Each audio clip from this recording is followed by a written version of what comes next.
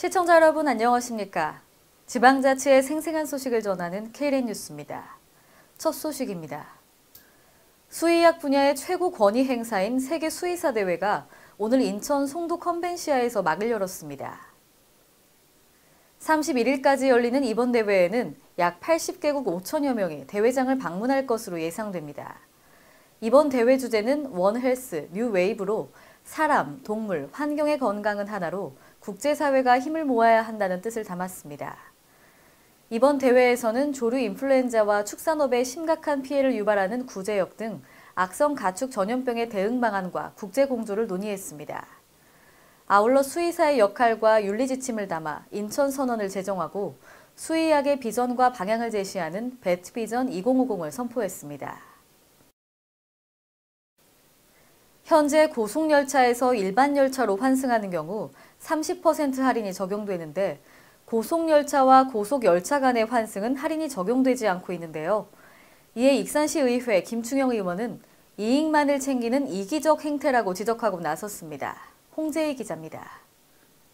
KTX와 SRT 고속열차에서 새마을호와 무궁호화 등 일반 열차로 환승하는 경우 적용되는 할인율을 고속열차에서 고속열차로 환승하는 경우에도 적용해야 한다는 주장이 나왔습니다. 고속열차 환승 할인은 KTX가 정차하지 않는 역으로 여행하는 고객에게 제공되는 할인 제도로 환승역에서 10에서 50분 이내에 출발하는 열차를 이용하는 경우 일반 열차 운임의 30%에 해당하는 운임을 할인해 줍니다. 고속철도 환승 이용 요금에 대해서도 국토교통부의 요금 기준을 일괄로 적용하는 것은 환승에 따른 불편과 시간 낭비에 대한 배려 없는 요금이라고 이것이야말로 고속철도를 이용하는 고객들의 편의는 방치하고 자신들의 이익만을 생각하는 이기적 행태라 하지 않을 수 없습니다. 또 KTX와 수서발 SRT 개통 이후 익산역 이용 개수가 30에서 40% 증가해 일일 평균 이용객이 2만을 넘어서고 있지만 고속철도 환승에 따른 요금 체계는 이를 따라가지 못하고 있습니다. 현재 고속철도 이용 운임은 국토해양부가 지정고시한 운임률과 고속선 및 기존선의 이용거리 기준으로 고속선은 킬로미터당 16,331원, 기존선은 킬로미터당 1,366원의 운임이 적용됩니다.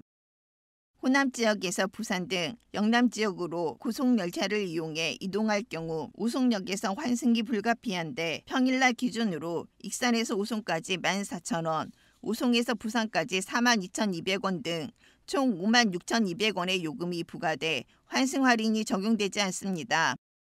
이에 대해 김 의원은 고속철도 간 환승 시 30에서 40분의 환승 대기 시간을 허비하는데 환승 이용 요금에 대해서도 국토교통부의 요금을 일괄 적용하는 것은 환승에 따른 불편과 시간 낭비에 대한 배려 없는 요금이라고 꼬집었습니다. 또 과거에는 지방과 수도권의 이동이 많았지만 앞으로 다원적 유동으로 호남에서 영남 간, 영호남 간 횡정 이동이 많을 것으로 예견돼 고속철도 이용 개수가 꾸준히 증가할 것으로 판단되므로 고속철도 환승 이용 체계 개선을 촉구했습니다. KLN 홍재희입니다. 지난 5월 개정된 정신건강복지법 시행으로 앞으로 중증 정신질환자의 대규모 퇴원이 예상되는데요. 경기도는 중증 정신질환자를 위한 지역사회 전환시설 2개소를 설치해 운영할 계획입니다. 경기도는 오늘 중증 정신질환자 탈원화 TF 2차 대책회의를 열고 이들을 위한 보건복지 서비스 통합 지원 방안을 논의했습니다.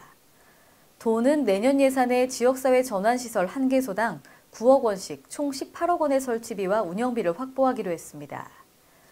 경기도는 남부와 북부에 각 한 곳씩 전환시설을 마련할 계획이며 9월까지 시군 정신건강복지센터에 전담 인력 97명을 확충하기로 했습니다. 이 밖에 도는 정신질환자를 위한 LH 무상임대주택 지원 사업을 도내 2개 지역에 시범 실시하고 경기도 정신건강복지센터 내 전담팀을 구성해 체계적 지원 시스템을 구축하기로 했습니다. 강원도는 제2회 추가 경정 예산을 편성해 오늘 도의회에 제출하고 예산 심의를 요청했습니다. 이번에 편성한 추경 예산안 규모는 2,002억 원으로 올해 기정 예산 5조 944억 원보다 3.93% 증가했습니다.